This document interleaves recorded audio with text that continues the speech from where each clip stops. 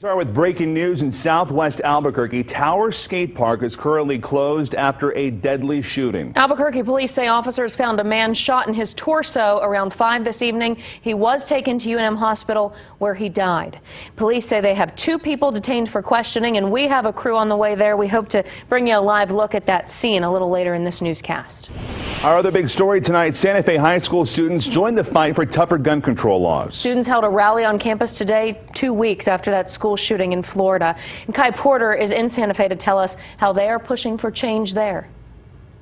I wish that these threats and these shootings would come to an end. Students at Santa Fe High School spent their lunch break making passionate speeches in support of tougher gun laws, all in hopes of preventing another school shooting. It's time to get gun laws that make sense, and we are at a moment in time when we can make our voices heard. Students signed this banner, which read, "Hear something, see something, say something."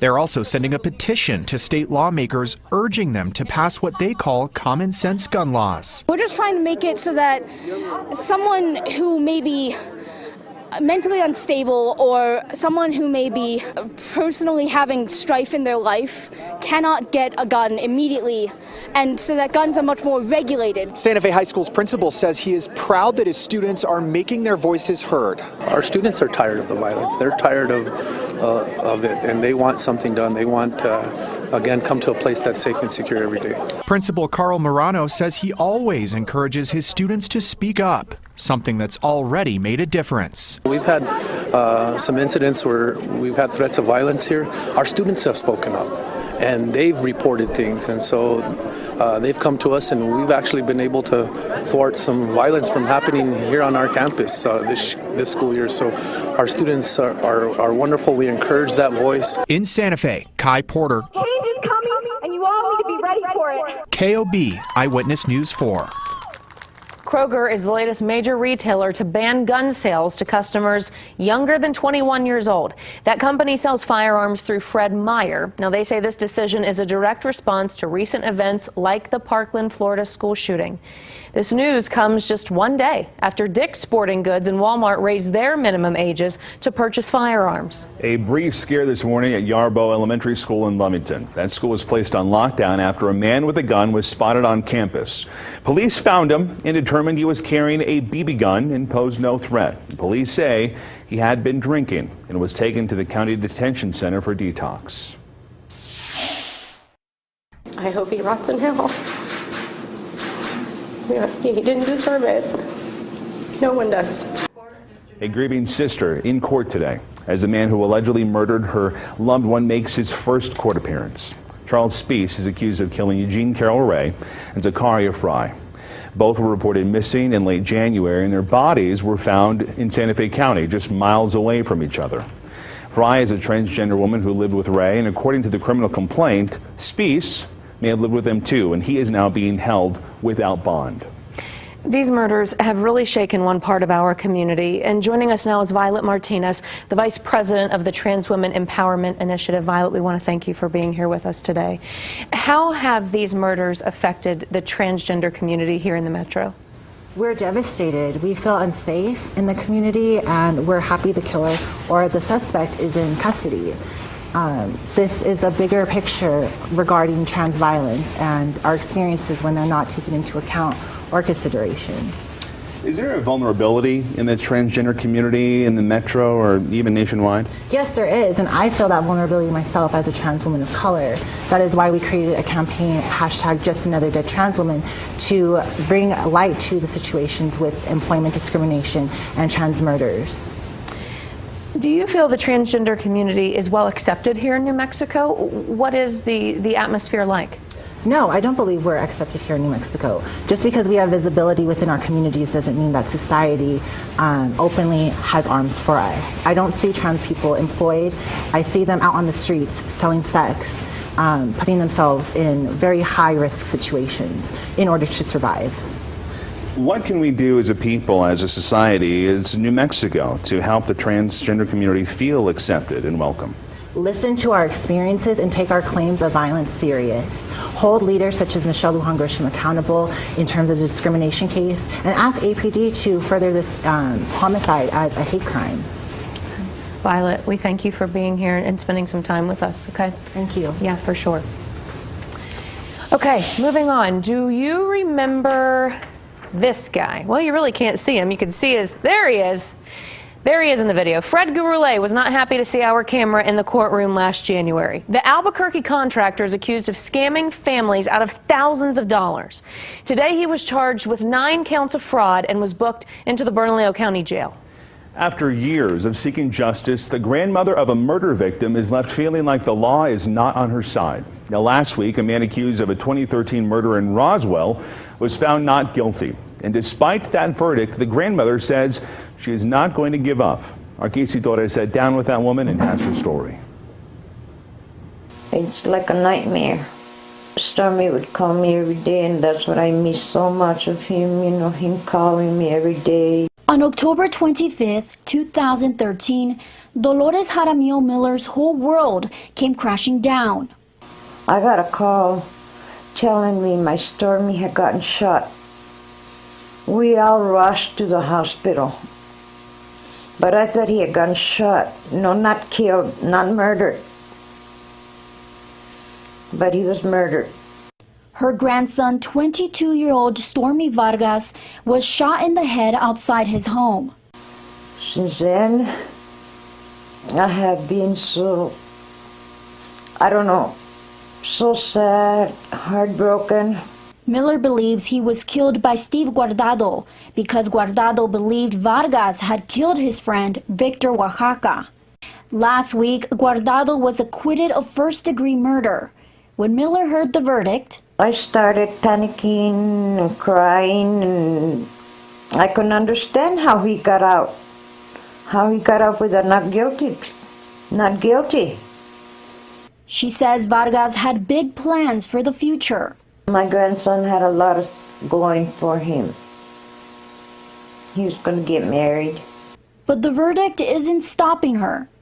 I want justice for Stormy. We all do. We all want justice for Stormy. Reporting in Roswell, Casey Torres, KOV Eyewitness News 4. At 7 o'clock, go outside, take a look at the sky because the moon looks gorgeous. Why not now? Well, because we're on, obviously. Yeah. Anyway. And we're talking about some changes in store over the next few days in the form of wind and fire danger. But a beautiful evening here in Albuquerque, looking at the moon rising over the Sandias. Temperatures in the 50s. Wind a little breezy, sustained at 17 miles per hour. And it was a mild day for this first day of March, first day of meteorological spring. We topped out at 56 at the Sunport. That's 1 degree below average. 53 the high in Santa Fe, and 50s throughout the state, even some 60s down south. But tomorrow, fire danger ramps up once again across the Northeast Highlands and could expand for even central New Mexico by the early part of the weekend. I'll tell you why coming up in my forecast. Tessa? Thank you, Jorge. From the roundhouse to your house tonight, keeping true to her promise, the governor has vetoed the pet food tax that was proposed. House Bill 64 would have added an additional $100 per label for pet food manufacturers in our state. Now, those additional fees would have paid for the spaying and neutering of pets. The governor also vetoing a bill increasing pay for our elected officials. While the state has a budget surplus this year, Governor Martinez says she will not waste a dime of it on pay raises for politicians. One bill she did sign, step therapy reform. This bill prevents patients with chronic diseases from being placed into less expensive medications, making them essentially fail first.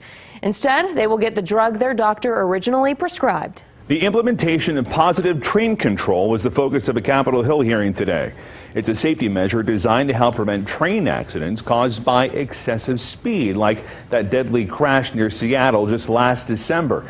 Now, ahead of the deadline, Senate lawmakers grilled industry experts on the status of PTC and steps that need to be taken to ensure the safety of those traveling by rail. Our broader 5-year body of work on PTC has found that implementation is costly and complex, has been fraught with challenges, and progress has been slow. The hearing comes amid concerns that some passenger railroads may not meet their legal obligations to ensure compliance of PTC by the December 31st deadline. Positive train control is just one of the items budgeted into BNSF's $80 million capital expenditure program here in New Mexico. That company says in 2018, they will enhance the safety of our state's rail system by providing crucial upgrades to more than 1,000 miles of track and more than 110,000 rail ties. They'll also begin a new superhighway of sorts between Belen and Dallas, enhancing capacity. The upgrades and new line are expected to put more than 1,300 people to work. An unscheduled appearance by the president today at the White House summit on the opioid crisis. He says more aggressive federal action needs to be taken against drug manufacturers and people he calls pushers to help combat America's opioid crisis. We have pushers and we have drug dealers that they kill hundreds and hundreds of people, and most of them don't even go to jail. If you shoot one person, they give you life, they give you the death penalty. These people can kill 2,000, 3,000 people, and nothing happens to them.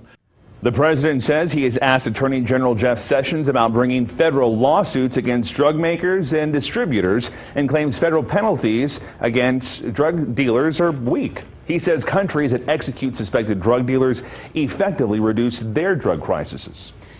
Uber is getting into the healthcare industry. They will take you to your next medical appointment and then bill your provider, not charge you for the rides. Uber says rides are available in any market they serve. They can be set up within a few hours or even days in advance, and you do not need a smartphone to set one up. More than 100 healthcare providers have already signed up for the service, including hospitals, clinics, and physical therapy centers. A sad announcement today from NFL great Jim Kelly. He says he is once again battling oral cancer.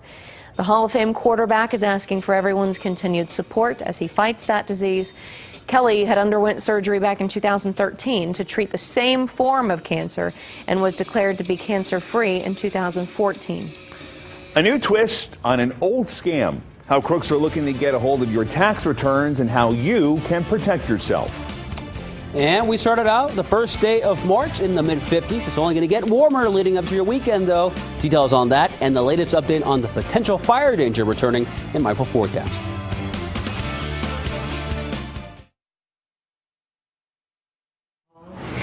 Trans fucking body. In blood. Now then put it on the warm and it's a wash. It's all East Coast. Thank you. It'll be, that's not yours. This is fine.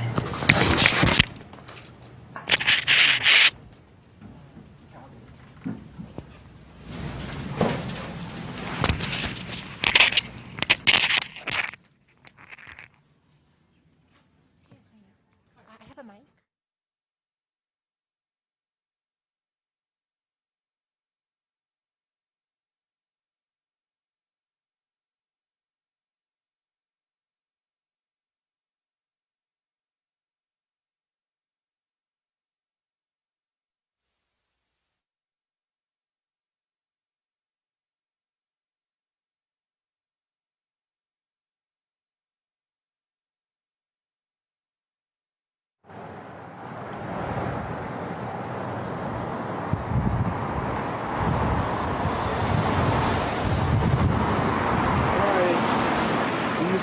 You see me? Okay.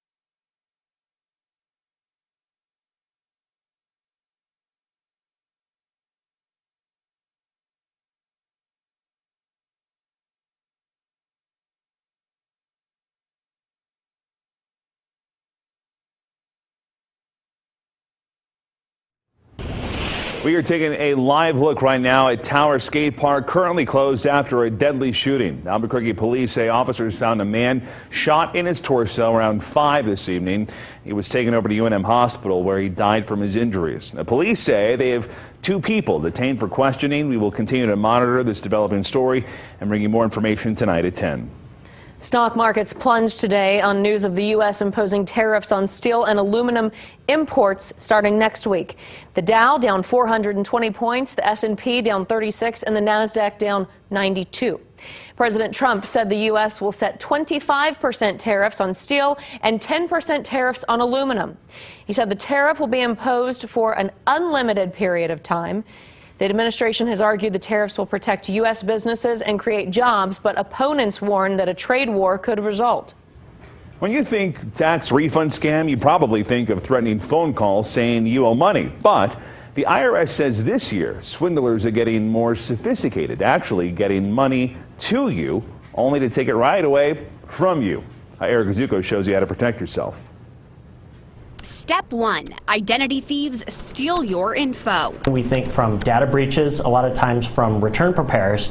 So they have individuals' name, social security number, and wage information. Then they file a tax return, sending the tax refund to your bank account on file. Step 2. They call you with a recording like this one, actually sent to a scam victim. The IRS is filing a lawsuit against you for tax fraud. And send you an email like this one the victim received, saying that return money was filed for illegally and asking you to wire it out. Your bank account will show that you actually got that money, so it seems legit, and you're more likely to hand that money over. Step 3, you believe it, wire the money, and you and the government are out that cash. The IRS says, bottom line, don't fall for it. We're not going to call you and tell you to transfer the money. There's no credit agencies working on behalf of us. If you get a call like this, hang up on these people, call the IRS directly. When you call them, they can help you find out who got your info and how to protect your return and to help you start reclaiming your identity. Eric Zuko, KOB Eyewitness News 4. All right, so if you've already fallen victim, the IRS says it is possible to get that money back, but it takes a lot of time. Now, at this point, the IRS says that the scam is too new to know if there are any victims here in New Mexico yet. So for more information on this scam, go to irs.gov. Turns out even more people were impacted by that Equifax data breach last year. The credit reporting agency confirms an additional 2.4 million Americans' names and partial driver's license numbers were stolen. The original breach affected more than 145 million Americans, including their social security numbers. Today's newly identified consumers were not previously informed because their social security numbers were not stolen. Equifax says it will notify newly identified consumers directly and will offer identity theft protection and credit monitoring services at no cost. One of the best things about working with a scientist, a meteorologist, he has a lot of information that you probably had no idea about. And I try to explain it in a way that anybody can understand. I try to go over the top. For example, obviously, it's March officially, meaning spring is just a few weeks away. Astronomical spring. Today is actually meteorological spring. The reason why we call it meteorological spring is because it's easy for us to observe the data from March 1st until the end of May. Obviously, spring, summer, fall, and winter astronomically changes every year. It's not always the same day, but obviously with the calendar year, it's a little easier. So today marks the beginning of meteorological spring. Not only that, as we approach the summer, we're obviously going to get more daylight in the northern hemisphere, including here in Albuquerque. Today we got more than 11 hours of daylight, 11 hours and 26 minutes to be exact. March 11th, daylight saving time, just a couple of weeks away, 11 hours and 48 minutes of daylight expected. And March 20th, astronomical spring, the vernal equinox, 12 hours and 8 minutes of daylight here in Albuquerque, with much more as you head to the north leading up to the summer. However, with spring coming in a matter of days, we're going to get those spring-like conditions, warm temperatures, high winds, and yes, fire danger is going to return. In fact, we do have red flag warnings beginning tomorrow at midday from San Miguel County up toward the northeast highlands because of these 3 ingredients. We're going to have high winds throughout the day tomorrow, gusting up to 40, Low humidity, 15% or less, that allows fire behavior to increase, and dry fuels. We're under a moderate to extreme drought in parts of the state, so any fire that develops will burn quickly. And in fact, check out the latest drought numbers. The latest monitor came out today. Areas in red under extreme drought categories, including the San Juans, the Jemez, the Sangre de Cristos, and a majority of the state under a severe drought from about the Gila and into the southeastern plains up north, including Albuquerque and Santa Fe. And the dry trend will continue for at least the next couple of days. Right now we're in the 40s and 50s. Winds sustained at 10 to 20 miles per hour will pick up once again tomorrow ahead of that Pacific storm, which is going to produce high winds and fire danger, unfortunately, for New Mexico. But for California, good news for them, they're getting some rain finally, and abundant mountain snow showers up in the Sierras where they do desperately need it. Now, futurecasts through Saturday showing that storm digging, intensifying for the next several days. What it's going to do is bring in those southwesterly winds, warming us up and drying us out. More the same on Saturday. In fact, winds will be even stronger that day until that storm passes by on Sunday. Southeast New Mexico, lows in the 20s and 30s with highs in the 60s in Clovis, Portales. Roswell, you'll be at 67, and that 7-day forecast showing those temperatures in the mid-70s by Saturday before we cool down Sunday and Monday briefly because of the cold front. Southwest New Mexico, lows in the 30s, a few spots in the 20s, in fact, with highs in the 60s, including Silver City and Deming. Four Corners, expect lows tonight, down in the 20s. Teens and Chama with highs in the upper 40s. Farmington, you will be at 62, mostly sunny and mild on your Friday. 7-day, showing those temperatures staying in the 60s for highs through Saturday. Turning colder on Sunday, though, with that approaching storm, which could produce some light snow showers. Fire danger from Las Vegas to the north on Friday. More the same Saturday, too, with highs staying in the 50s and 60s, even 70s there in Quay County. Santa Fe, expect those overnight lows tonight, down in the 20s. Highs on Friday up to 60, same in Espanola. And that 7-day showing those temperatures in the 60s through Saturday. Cooler on Sunday, perhaps a brief shower, but no major issues. More the same through early next week. East Mountains, lows this evening will be down in the teens and 20s with highs in the 50s and 60s. And in Valencia County, expect those overnight lows in the teens and 20s with highs in the mid-60s. A warm Friday. Same here in the metro with highs in the low to mid-60s. And that 7-day outlook showing a nice start to the weekend with highs in the mid-60s on Saturday. Cooler on Sunday and windy too, but staying dry for the next 7 days. More news after the break.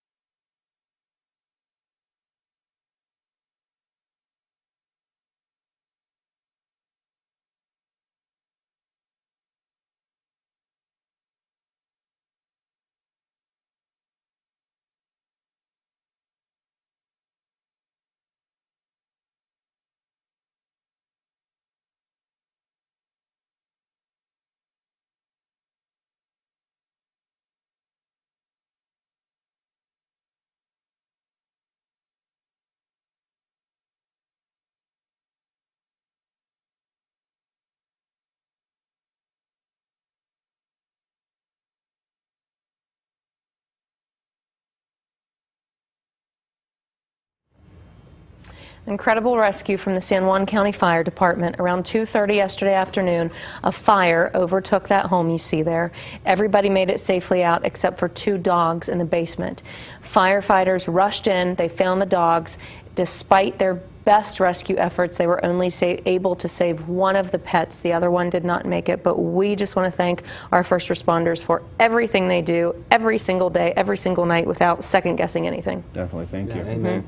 Final look at your 7-day forecast showing temperatures staying in the 60s through Saturday. Fire danger ramping up for folks across northern and eastern New Mexico, then turning colder on Sunday thanks to a storm moving in. Could produce some light snow showers for the northern mountains and then drying out once again and warming up once again beginning next week. Thanks for joining us tonight. We'll see you back here at 10 o'clock.